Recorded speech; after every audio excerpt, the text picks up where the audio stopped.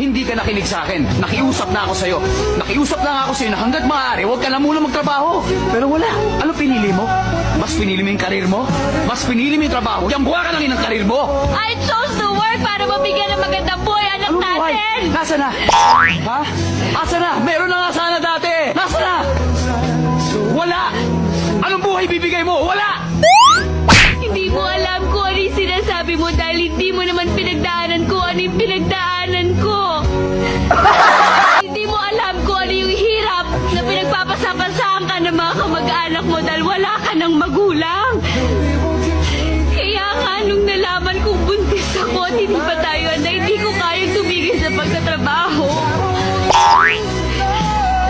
Masama ba yun? Masama ba na maghangad ako ng magandang buhay para sa anak ko?